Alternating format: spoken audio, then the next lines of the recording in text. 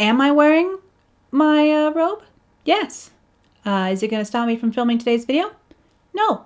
So, loungewear. You're welcome. You're welcome. Hello there, welcome back to The Closet Story, and today I want to talk to you about wearing vintage as a teen or in school in general. So either in high school or even into college, wearing vintage in a sort of school environment. So that's what we're going to talk about today.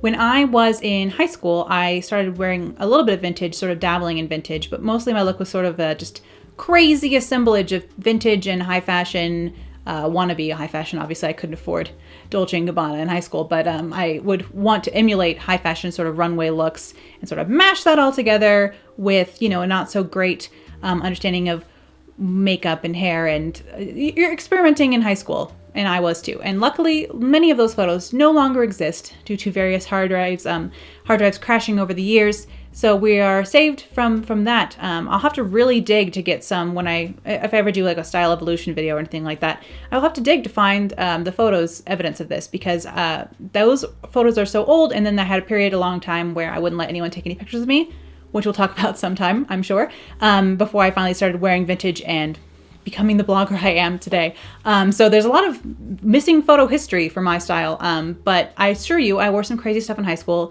including red lipstick, heels, hats, sort of vintage adjacent or vintage style items. So I do have some experience dealing with wearing vintage or just wearing different style in a high school and college school environment. So I want to talk to you a little bit about my tips and tricks for wearing vintage style at school, and like kind of how to get started with vintage style and feel confident when you're in an environment like that. So the first thing I want to recommend as a teen who might be interested in vintage style, you might want to start looking into teenage fashion of the 1940s or 50s, if those are the kind of the eras you're interested in. Of course, pick the era that you are most interested in. There's, of course, 60s mod style and 70s hippie stuff and 20s deco, but there's a lot of good resources out there for 40s and 50s vintage teenage style. So what people were wearing to school back then. So that's obviously going to be a good first resource if you are looking into vintage fashion, to look at vintage juniors fashion, because there was an entire separate market for juniors at the time. And you'll find in a lot of old catalogs and things like that,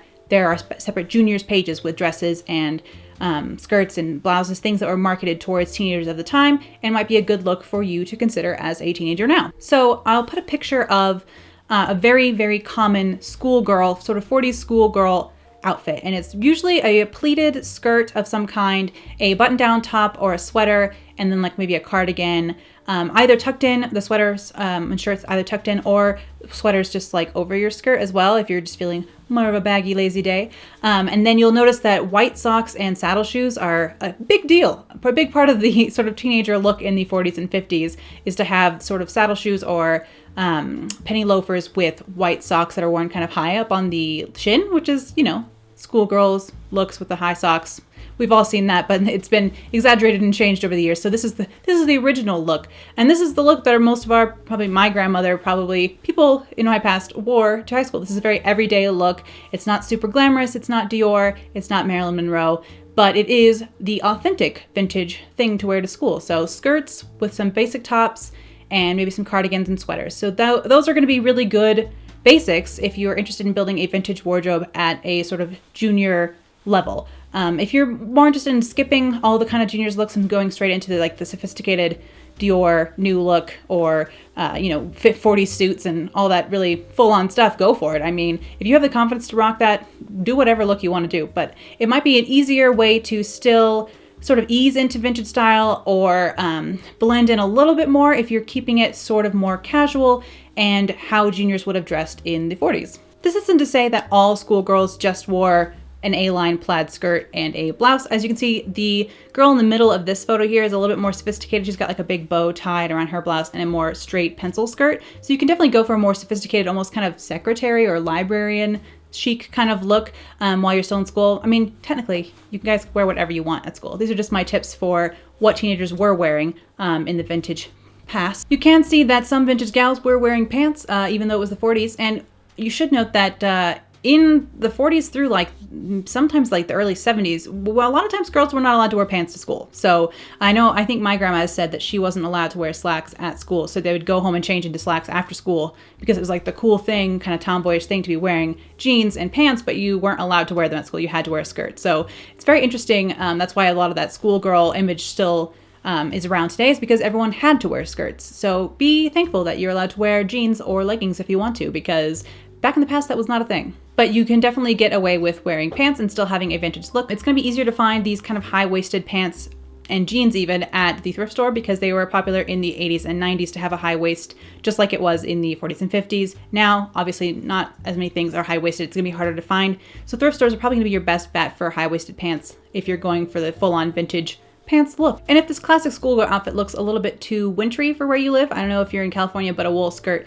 is not going to work out very well for most of the year. So of course the same kind of look translates over to summery stuff as well, with a cotton kind of skirt with a blouse as well. Doesn't have to be a wool pleated skirt. That just seems to be the most common thing that was really popular at the time. And then of course dresses are another option. It's just going to be a little bit harder because they can't be mixed and matched the same way that separates can, and they do look a little bit more formal than separates do. I know I used to get questions in college when I would wear a dress like, oh, do you have an audition today? Do you have like a party or something? And it was just like, no, I'm just wearing a dress. But so expect comments like that. If you're, anytime you get even a little bit more formal than what most people are wearing, people start asking you if you're going to a party, and it's like, just wearing a dress, guys. But people love a dress, so you know, it's a good option as well. It's just a little bit less versatile if you're trying to create a really mix and match wardrobe for something like when you want to change your outfit every day for school and things like that. And they definitely did have a distinction between juniors and ladies' fashions back in the 40s and 50s. You could get away with things that were more girlish and frilly and maybe less sophisticated. And I think super sophisticated looks are going to look really out of place at school. So if you're wearing like a little black dress, like a wool long sleeve dress, or even like more Marilyn or glamorous looks, that's going to look out of place because it's not a day wear look. The more glam you are, it's meant to be an evening kind of or a show kind of look, and it's not really meant for everyday things like going to school. So if you're going to keep your look more casual, it's going to be less standoffish for people. It's going to be less costumey for people while you're in an environment with a lot of people who may not understand vintage style or why you would want to dress this way. So it's just something to keep in mind, the casualness that the girls in the 40s, 50s used to wear. It was casual for a reason, and I think it might be a good option for you guys as well. And it can be a thing where if you are dressing too distracting, you might get notes from teachers or higher up in the school that's saying you're too distracting. I know some people in my school, if they had crazy hair, they were told to tone it down because it was too distracting. I don't know why people can't learn while other people look cool, but apparently that's a struggle. So you do want to avoid kind of that kind of attention, I think.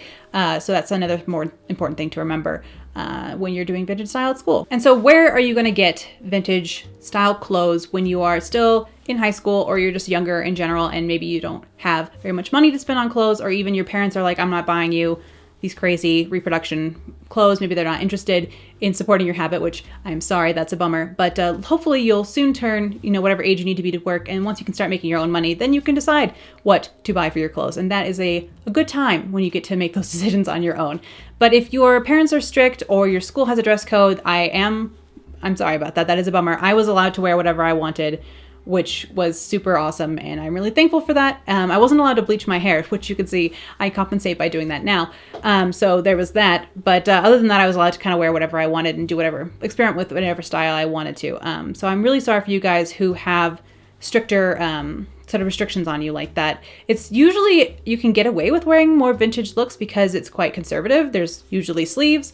The skirts are at least knee length or longer. So you can, if that's kind of it's a lot less sexy or provocative than a lot of clothes that I know are popular in 2017 are. So you might be able to get away with it just by being like, but look, it's so covered up and nice. So looking nice is a good thing. So if you want to look nice, that shouldn't be punished, I don't think. But I know it's kind of harder sometimes when you don't get to make all your own choices. It's a super bummer. And I want to be cognizant of that because it's not great. I understand. As far as affording clothes like this or where to find them, thrift stores are probably going to be your best bet because a lot of 40s and 50s looks came back into style in the 80s. So you can find a lot of plaid, like schoolgirl skirts, for example, from the 80s at the thrift store or online for quite cheap. And like things like blouses and things like that are going to be easy to find even in just regular stores, because they're still considered workwear staples for women. So if you can find button-down blouses and sweaters, just basics that you can mix and match to create the look. And then of course, if you can afford to splash out, go ahead and go look into Emmy Design Sweden or Vivian O'Holloway. Some of their stuff from repro companies is still going to be quite formal for like a school environment, but the basics from like House of Foxy or Collectif might really work for you if you have that kind of budget for your wardrobe. But mostly it's going to be thrift store. That's where I was shopping back in high school when I wanted to find unique and more vintage looking things. So those are a few tips on sort of what styles to research and what to look out for when you are shopping, or maybe, you know, when you're getting your new pair of school shoes for the year, ask for a pair of saddle shoes instead, ask for a pair of penny loafers. People are going to think you're old fashioned, but maybe you want to be old fashioned, am I right? So, you know, when you come upon those purchases for the new year, instead of getting a, you know, fleece jacket, maybe ask for a more like peacoat kind of style, just more classic vintage options that can be styled in a vintage way. So other than researching juniors and sort of teenage style, and then where to kind of get those sort of items that you might be looking for when you do so, the other tips I have are going to be more about confidence and just wearing what you want at school, which can be hard, especially when it's a time where a lot of people are really trying their best to fit in or stand out. Like you have your two extremes. Either you're really trying hard not to be noticed, or you're really trying hard to be the only one noticed. And for me, I was wearing kind of crazy stuff, so I definitely was noticed, but I wasn't trying to be noticed. So it was always kind of weird for me when I would get like comments like, whoa, because I would like forget that I was wearing kind of a full on look. I was really lucky that when I was in high school, by the time I got into high school, I had been bullied when I was younger. So I did not give two shits about what anyone thought of me by the time I got to high school. I really did not care what people thought of what I wore. And that is, of course, the easiest way to wear whatever you want, because if you don't care what people think, then you don't have to care about what people think. So it's good. But I know that's not everyone's experience. And sometimes it's hard trying to express yourself while still wanting to not be ostracized. And so more subtle vintage looks are totally understandable. Maybe you don't want to wear a bright red lipstick to school. Like a lot of people aren't going to be wearing lipstick in school, so it will make you stand out. And, you know, you don't have to wear red lipstick to be a vintage gal. There's lots of, like, especially when you're looking at these reference images of younger people back in the 40s and 50s, they're not going to be wearing the full-on glam makeup look. It was actually still considered quite inappropriate for teenagers to wear makeup back then. If you were a good girl, you probably wouldn't be wearing very much makeup. But on the same hand, if you want to go all out with the hair and makeup, if you want to look like Dita Von Teese, don't strip at school, but like if you want to do the full-on glam at school, go for it. I mean, it's all about having confidence. And even if you don't have the confidence, fake it. Just wear it, rock it. And if people are like giggling, I had teenagers giggling at me at Target the other day when I was walking in Target, and I was just like, giggle all you want, guys. I'm having a great time. So like, that's kind of the way you have to structure your mentality around getting that confidence to just go in looking how you want. And like, you have to remember, and I'm sure people will tell you this all the time, if you're in school, like, this isn't gonna matter real soon. Like, I know it is your reality at this point, and it's all you've got for the next whatever many years if you're stuck in school. But it's important to know that this will end, and like those people who giggle at you or who look down on you for being a little bit different are just not going to matter, and you're going to have completely separate lives with them shortly. So it's just better to ignore people like that, and you do you, and go as strong as you want to, or blend in as much as you want to. You know, like, I know it's important for some people to not stand out. And if you still want to like have some vintage touches, you know, grab a cute cardigan, maybe wear skirts a little more often, but like, don't go all out, or go all out, either way. I think it's just about faking it, that confidence, if you don't actually have it. But I understand, like, it's hard. It's a hard environment for sure. And no, it's no one's favorite time. And I promise it ends. And then as far as college and university goes, people really don't care, I don't think, as much. Most people are like barely rolling out of bed. So people are super casual. Like, a lot of people are in their pajamas. So if you're really dolled up, again, people are going to ask you like, oh, do you have an audition today? Do you have an interview today? But other than that, I think people appreciate that kind of unique quality even more in college and university. So I don't think you have to worry about dressing differently from the norm in college, unless you're like really interested in being in sort of a sorority or conforming environment, which if you are, then why? Reconsider. I know I've had a couple of comments saying that your parents won't let you wear your nicer clothes to school because like skirts and dresses are obviously considered more formal in our day and age than they were back in the 40s and 50s when that was considered everyday wear. It might be good to print out some pictures or show your parents or your guardians or whoever's buying your school clothes before you get a job and can do that yourself, what kind of look you're going after, so they understand like you're going after a more classic kind of a little bit more formal, but in a good way, like a good way to present yourself. Being well dressed is a good way to present yourself to the world and to college interviews or job interviews and things like that. So being well dressed is never a bad thing, I don't think. So hopefully you can get people on your side. I understand if you can't, that is a super bummer. But these are some of my tips. Hopefully some of this video was helpful and not too rambly as I tend to be, but I have been there. So I just wanted to give you guys my take on that, and I hope some of this was helpful. And I'll see you guys again soon. Bye. This is going to be a lot of the sound of my kimono, so I apologize in advance if you guys can hear the swish of the kimono. Too bad.